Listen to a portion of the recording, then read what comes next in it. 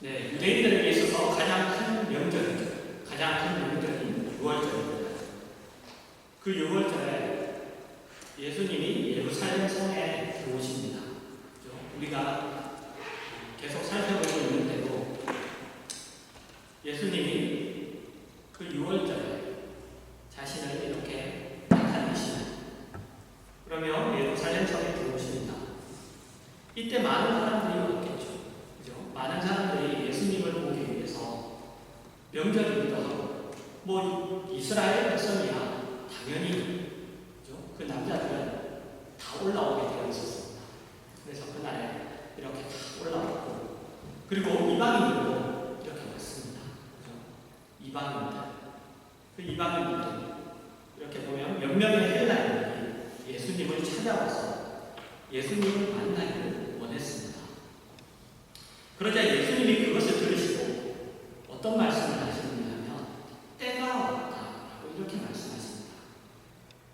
그리고는 때에 대한 이야기를 하시며 땅에 떨어져 죽는 하나의 미래죠.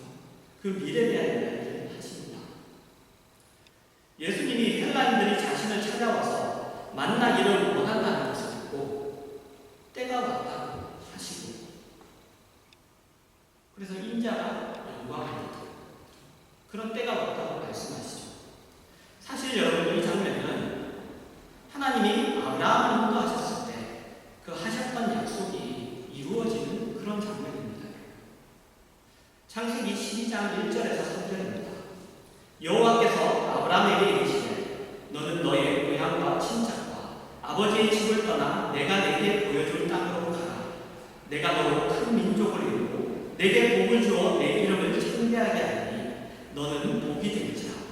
너를 축복하는 자에게는 내가 복을 내리고 너를 저주하는 자에게는 내가 저주하리니 땅의 모든 족속이 너로 말미암아 복을 얻을 것이라 하신지라.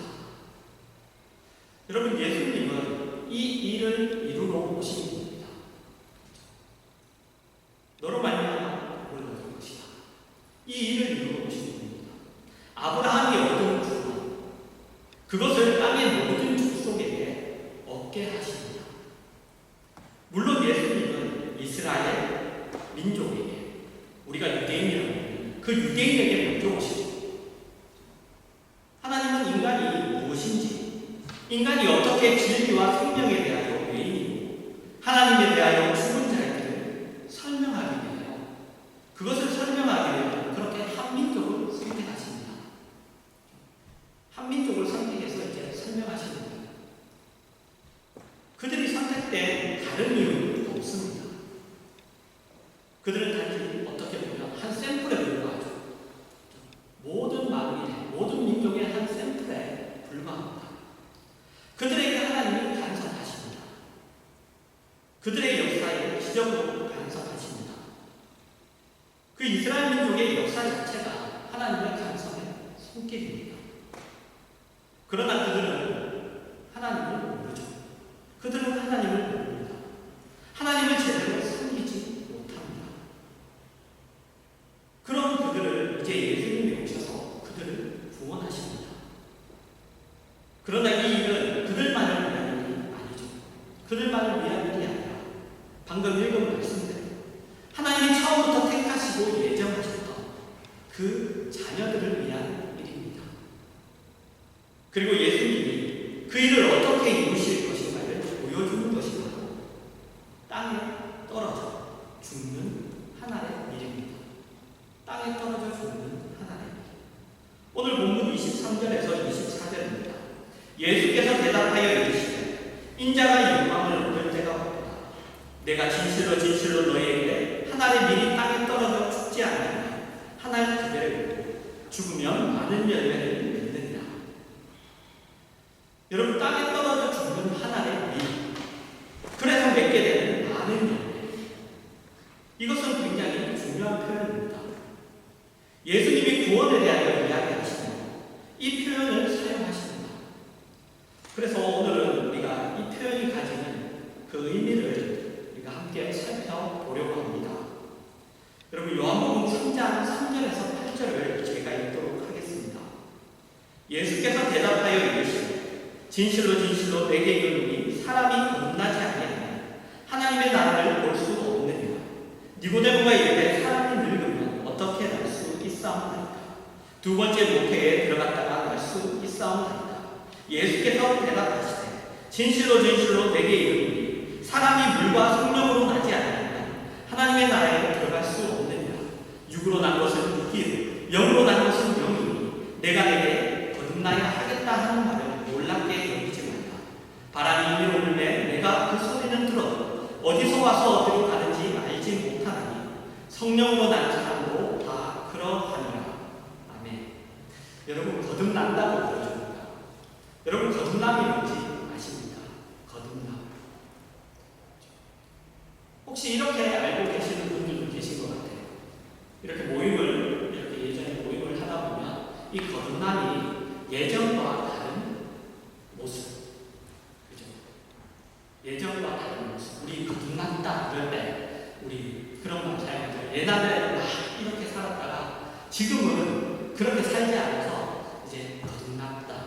어떻게 보면 개관 천사님이라고 하나요? 네, 그렇게 알고 계시는 분들이 계시는 것 같아요. 그래서 거듭남이 그냥 어떤 내가 예전에는 이런 모습이었는데 지금은 그런 모습이 아니라 내가 하나님 안에서 다르게 사는 모습, 이것을 거듭남이라고 이렇게 생각하시는 분들이 계신 것 같습니다. 하지만 그것이 아니죠. 거듭남은 오늘 방금 읽었던 말씀처럼 중생입니다. 그죠? 새로 태어난 구원이죠. 그것을 거듭남이라고 합니다. 그래서 여러분, 우리가 세상에서는 그렇게 얘기 안 하죠. 그죠? 거듭났다 할 때 이렇게 달라졌어요. 그것을 거듭남이라고 얘기하는데 성경에서 얘기하는 거듭남은 그렇지 않습니다. 구원, 중생, 이것을 거듭남이라고 합니다. 그래서 우리가 구원을 생각할 때 꼭 기억해야 하는 것은 구원이라는 것은 우리의 모자란 부분을 보충하거나, 그죠? 우리가 부족한 부분을 하나님이 우리에게 보충시키거나, 아니면 우리의 어떤 여러 가지 부분이 있는데, 그죠? 모자란 많은 부분이, 잘못된 부분이 있는데 하나님이 그것을 변경하는, 수정하는 그런 작업이 아니라는 것입니다. 구원에 대해서 우리가 이 생각을 꼭 잊지 않아야 합니다. 하나님이 그렇게 하신 것이 구원이 아닙니다. 마치 여러분 이와 같습니다. 여러분 이 표현을 조금 뭐랄까요? 제가 여러분을 이렇게 생각한다 이런 게 아니고 그 다음에 성경에 있는 표현이고, 네, 그래서 너무 이렇게 이 표현을 너무 기분 나쁘게 들을지 일단 양해를 구하며 말씀을 드립니다. 여러분 뭐와 같으냐면, 여러분 우리가 개에게 말을 가르친다고 해서 개가 말을 할 수 있습니까? 우리가 개에게 말을 가르친다, 그죠? 지은이은 디귿이은 이걸 알고 그냥 말을 가르쳐요. 안녕하세요, 이런 말을 가르친다고 해서 개가 말을 할 수 있습니까? 없죠. 없습니다. 아무리 쉬운 말을 가르쳐 줘도 개는 말을 할 수가 없습니다. 그죠? 그래서 개가 말을 할 수 있도록 우리가 개가 말을 할 수 있게 해야 됩니다. 그래서 우리가 개를 사람으로 만들려고 합니다. 그러면 여러분, 사람의 뇌를 이식하고 사람의 장기를 이식한다고 해서 개가 사람이 됩니까? 그렇지 않습니다. 안 되죠. 말을 하려면 사람이 그 말을 할 수 있는 그 사람이라는 존재가 되면 사람으로 태어나는 것 외에는 방법이 없습니다. 우리가 죄인이라는 건 여러분 이것과 같습니다. 영적인 차원에서 우리는 방금 말씀드린 개와 같습니다. 개입니다. 개. 그죠? 우리는 개예요. 타락해서 하나님으로부터 분리된 우리는 하나님이 처음에 만드셨던 그 사람, 그죠?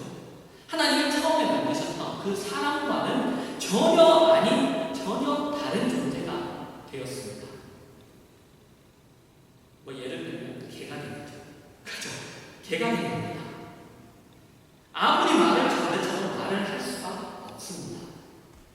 물론 손 그러면 손 내밀죠. 앉아 그러면 앉죠. 하지만 그건 그거는 그 소리에 훈련되어서 반응하는 겁니다. 손 내민다고 해서 걔가 말을 알아들은 건 아니에요. 그 말의 의미를 아는 게 아니죠. 소리에 그냥 반응하는 겁니다. 반복되는 훈련을 통해서. 여러분, 이것을 우리가 세상에서 소위 얘기하면, 사람들 사이에서 얘기하면, 이런 것이 바로 우리가 세상에서 말하는 소위 제도의 사람이라고도 할 수 있고, 뛰어난 사람이라고 할 수도 있고, 훌륭한 사람이라고도 할 수 있습니다. 그러나 그것은 걔들이 할 수 있는 것 중에 가장 괜찮은 일, 가장 사람 같은 일을 하는 것에 불과합니다. 그러나 걔가 아무리 괜찮은 일을 하고 아무리 그렇게 훌륭한 일을 한다고 해도 사람은 아닌 거죠. 사람은 아닙니다. 여러분, 하나님이 처음에 우리를 하나님의 형상을 따라서 만드셨습니다. 하나님이 우리에게 생기를 불어넣어 주시고 하나님 자신과 어떤 것을 함께 나누는 자, 함께 나누는 자로 우리를 만드셨어요. 그래서 여러분, 같은 피조물임에도 불구하고 우리는 하나님이 만드신 그 만물을 다스리는 권리를 받았습니다. 똑같은 피조물임에도 불구하고 우리는 같은 피조물이지만 다른 피조물과 다른 존재로 만들어졌습니다. 그런데 타락하자 아무것도 다스릴 수 없을 뿐만 아니라 죄 아래 썩어가는 존재가 되어버립니다. 이전과 다른 존재가 되어버립니다. 이전과 전혀 다른 존재가 되어버립니다. 앞에서 말씀드렸던 개로 전락해버립니다. 성경은 이것을 죽었다라고 얘기합니다. 그죠? 우리 지난 시간에도 에베소서를 보면 허물과 전락했습니다. 죽었다라고 얘기하죠. 하나님이 처음에 만들었던 존재와 전혀 연결되지 않는 그런 존재가 되었습니다. 그런 존재가 되어버렸습니다. 그런 우리를 이제 예수님이 구원하러 오십니다. 지금과 다른 존재로 만드십니다. 어떻게? 우리에게 무엇을 의식하고 우리가 가진 어떤 것을 개선하는 방법이 아니라 뭐죠? 죽이고 다시 살아나는, 죽이고 살아나는 완전히 다른 종류, 완전히 다른 종류로 만드십니다. 우리가 십자가에, 우리를 십자가에 다 예수님이 다 파묻으시고 같이 죽으시고 거기에서 우리는 모두 죽었습니다.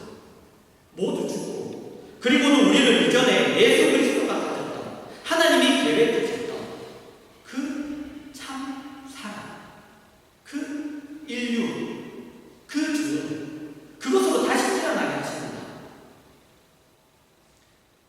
예수 그리스도가 씨가 되었습니다. 예수 그리스도가 씨가 된 그 새로운 종으로 그렇게 다시 태어나게 하십니다.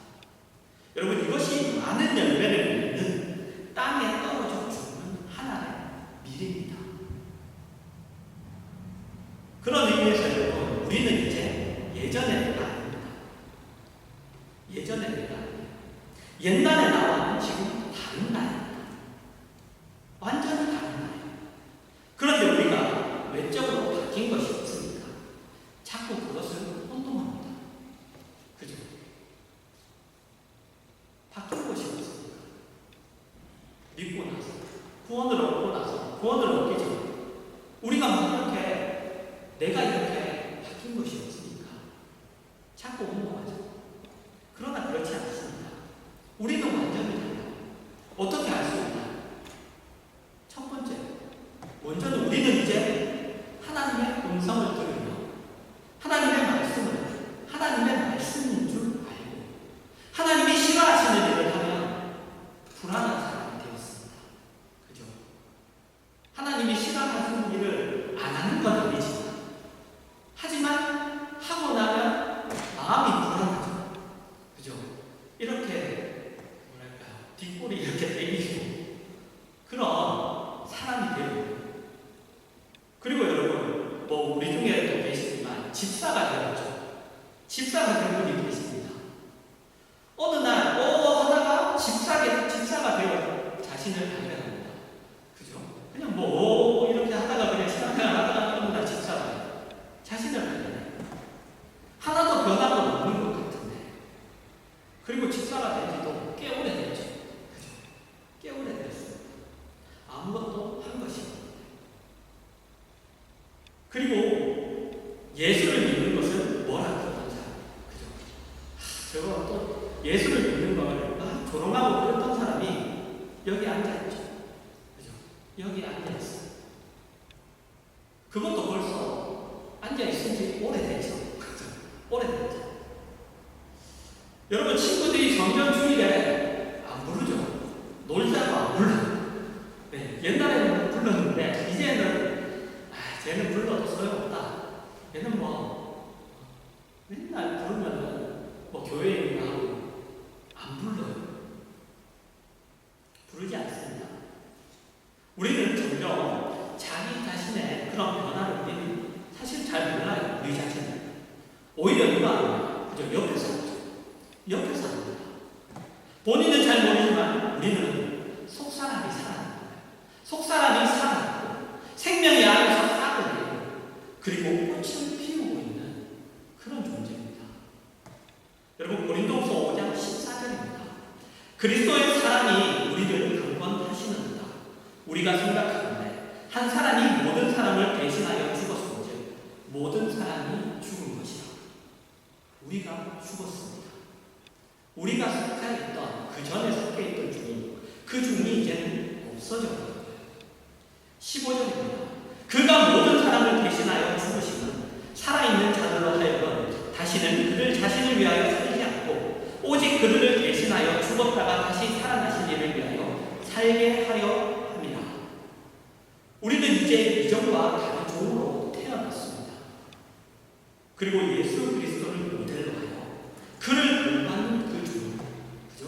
그를 본받는 존재로 우리가 태어났죠.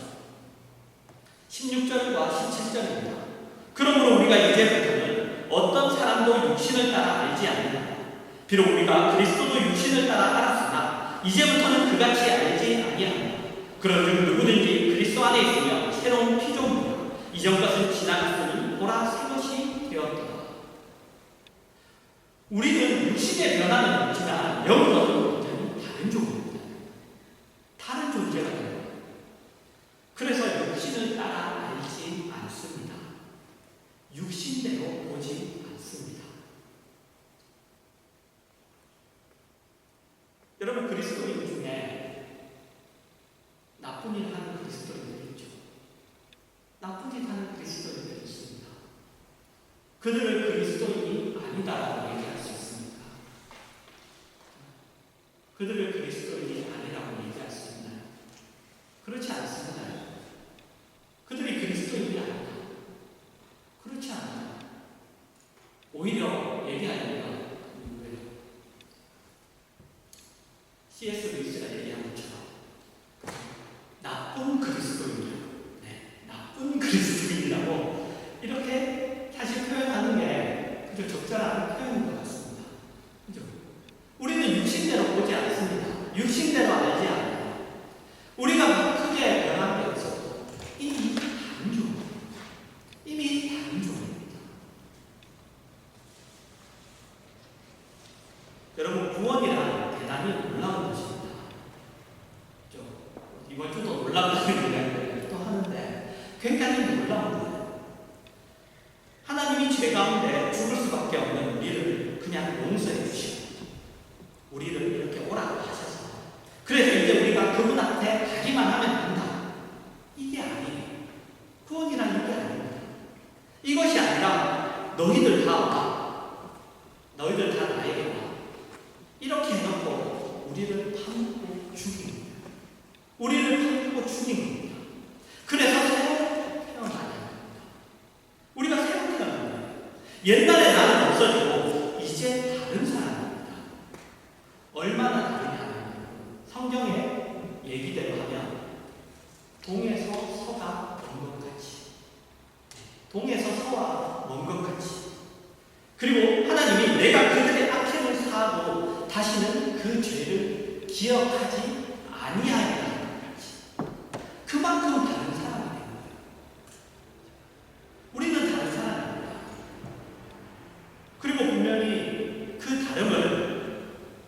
더 잘 설명하는 베드로후서 말씀은 이렇게 이야기합니다. 베드로후서 1장 2절과 3절입니다. 하나님과 우리 주 예수를 알므로 은혜와 평강이 너희에게 더욱 많을지어다. 그의 신비한 능력으로 생명과 경건에 속한 모든 것을 우리에게 주셨으니 이는 자기의 영광과 더불어서 우리를 부르신 이를 알므로 알미암으리이다. 여러분, 하나님이 신비한 능력으로 생명과 경건에 속한 모든 것을 우리에게 주십니다. 우리에게 주세요. 우리는 이제 그것을 받을 수 있는 존재가 된 거예요. 그전에는 어땠어요? 받을 수 없는 존재였어요. 그전에 우리는 받을 수 없는 존재였습니다. 우리는 그전에는 생명과 경건에 속한 모든 것을 받을 수 없는 존재였습니다. 마태복음 9장 16절과 17절입니다. 생배조각을 낡은 옷에 붙이는 자가 없나니 이는 기운 것이 그 옷을 당기며 헤어짐이 더하기 때문이에요. 새 포도주를 낡은 부대에 넣지 아니하니 그렇게 하면 부대가 터져 포도주가 쏟아져 부대도 버리게 됩니다. 새 포도주는 새 부대에 넣어야 둘이 다 보존되느니라. 여러분, 우리는 하나님이 우리에게 주시려고 하시는 생명과 경건에 속한 모든 것을 받을 만한 존재가 아니었습니다. 낡은 옷이었고 낡은 부대였습니다. 하나님이 우리에게 그것을 주시면 우리는 터져버려요. 찢어져버리는 존재였어요. 그리고 마태복음 7장 6절은 이렇게 이야기합니다. 거룩한 것을 개에게 주지 말며 너희 진주를 돼지 앞에 던지지 말라. 그들이 그것을 발로 밟고 돌켜 너희를 찢어 상하게 할까 염려하라. 여러분, 우리는 개나 돼지였습니다. 받을 만한 존재가 아니었습니다. 그래서 어떻게 하셨죠? 존재를 변화시켜 주십니다. 존재를 변화시켜 주고 그리고 나서 주시는 겁니다. 하나님이 우리에게 생명과 경건에 속한 모든 것을 줄 수 있는 것은 우리가 이제 다른 존재가 되었기 때문이에요. 다른 존재가 되었기 때문입니다. 여러분, 이어서 4절입니다. 이로써 그 보배롭고 지극히 큰 약속을 우리에게 주사 이 약속으로 말미암아 너희가 정욕 때문에 세상에서 썩어질 것을 피하여 신성한 성품에 참여하는 자가 되게 하여 하셨느니라. 여러분, 우리는 이제 이전과 다른 자입니다. 신의 성품에 참여하는 자예요. 신의 성품에 참여하는 자. 하나님은 우리를 신의 성품에 참여하는 자로 부르셨습니다. 여러분, 이것을 아는 것이 우리에게는 꼭 필요합니다. 이것보다 중요한 건 없습니다. 신앙생활에 있어서 우리가 우리 자신을 세우고 그리고 우리의 신앙을 추스르는 좋은 지식 중에 하나는 우리가 무엇으로 부름을 받았는가, 우리가 무엇을 위해 어떤 자로 우리가 부름을 받았는가를 아는 것입니다. 그래서 우리가 다른 사람이고 새로 태어난 자고 새로운 피조물이고 왕같은 제사장이고 신의 성품에 참여하는 자고 하나님을 아버지라 부르는 자라는 것을 알고 그 수준에 맞는 자로서의 자신감과 자존심을 가질 줄 알아야 합니다. 여러분, 이게 신앙이에요. 여러분, 이것이 신앙입니다. 그 자리가 어떤 자리죠? 그 자리에 부르신 그 자리에 있는 자신감, 자신감, 그 자존감, 그것으로 사는 것. 여러분, 이것이 신앙입니다. 에베소서 1장 10절입니다. 우리는 그가 만드신 바 그리스도 예수 안에서 선한 일을 위하여 지으심을 받은 자니 이 일은 하나님이 전에 예비하사 우리로 그 가운데서 행하게 하여 하심이니라. 여러분, 우리는 예수 그리스도의 그분이 씨가 되어서 만들어진 열매, 그분이 씨가 되어서 맺어진 열매입니다. 이전 것은 지나갔으니 보라, 새 것이 되었도다. 우리는 더 이상 이전 것이 아니죠. 우리는 새 것입니다. 다른 자입니다. 하나님이 아브라함에게 약속하셨듯이 너의 고향과 친척과 아버지의 집을 떠나라. 바로 그겁니다. 그건 무슨 말이야? 너는 더 이상 그 아버지의 자식이 아니다. 하나님이 더 이상 그런 연결이 아닌, 우리를 그런 연결이 아닌 새로운 민족을 만드시기 위하여 그 머리로 아브라함을 불러내시고 그로 인하여 땅의 모든 족속이 복을 얻게 하신다는 그 약속을 이제 얼마든지 부르시는 그의 자녀들을 모아 새로운 민족을 만드십니다. 그것이 뭐죠? 오늘 본문에서 나오는 예수님이 말씀하신 인자가 영광을 얻을 때가 왔도다입니다. 여러분 중에 혹시 나는 이 문제에 대하여 나는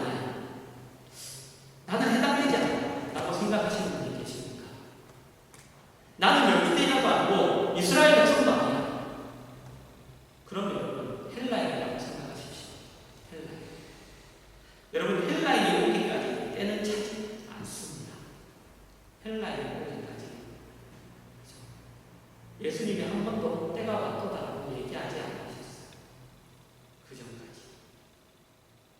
하나님의 뜻과 계획과 인도하시니 여러분 하나하나를 다 부르시기까지 성경식으로 얘기하면 이방인의 수가 충만하기까지, 이방인의 수가 충만하기까지 때는 차지 않습니다.